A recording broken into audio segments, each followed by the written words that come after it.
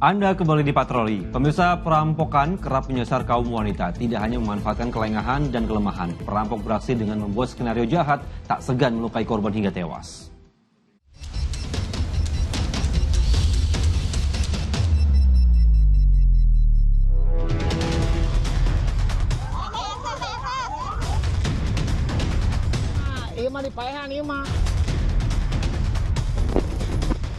Lagi-lagi, wanita jadi sasaran kejahatan yang dilakukan kawanan perampok.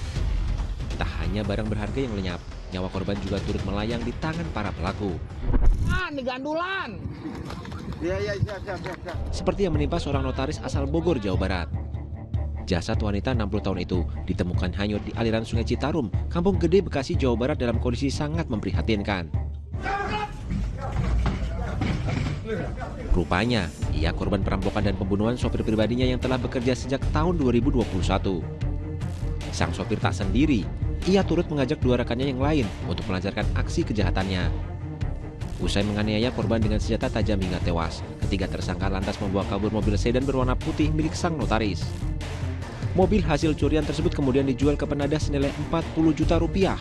Tiga penadah yang terlibat juga ditangkap dan dijadikan tersangka oleh polisi. Para tersangka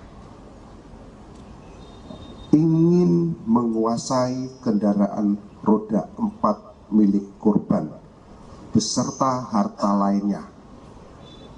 Jadi selain mobil beserta harta lainnya, perlu diketahui bersama bahwa salah satu daripada tersangka ini adalah driver ataupun mantan sopir daripada korban.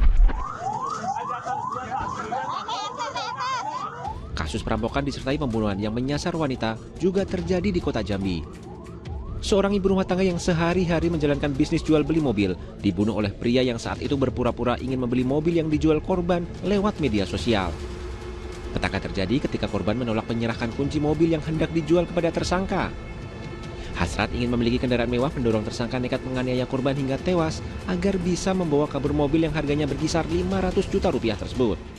Yang bersangkutan memaksa atau merampas dari kunci dan BPKB-nya, benar, ya, BPKB-nya, dan kemudian melakukan pemukulan, ya, dengan menggunakan kayu dan juga dengan menggunakan senjata tajam yang mengakibatkan almarhumah korban itu meninggal dunia. Ya, wanita, utamanya lanjut usia, kerap jadi sasaran empuk tindak kejahatan. Bagi pelaku kriminal, perempuan masih dipandang sebagai sosok yang lemah dan lengah, yang mudah dikuasai. Kenapa menjadi sasaran target pelaku? Ia dianggap ketika fisiknya tidak sekuat laki-laki, ya pelaku kan akan berpikir, ketika dia melawan, dia tidak akan sanggup untuk melakukan perlawanan yang lebih gitu ya, karena dari segi fisiknya saja tidak akan sekuat laki-laki, tidak akan sebesar postur tubuhnya laki-laki, tulang-tulangnya juga pasti tidak sekuat tadi dengan laki-laki, sehingga upayanya akan lebih memudahkan untuk bisa melakukan tindak kejahatan. Tak puas hanya merampok, para pelaku kejahatan juga kerap berbuat keji dengan menghilangkan nyawa korbannya sebagai upaya penghilangan jejak.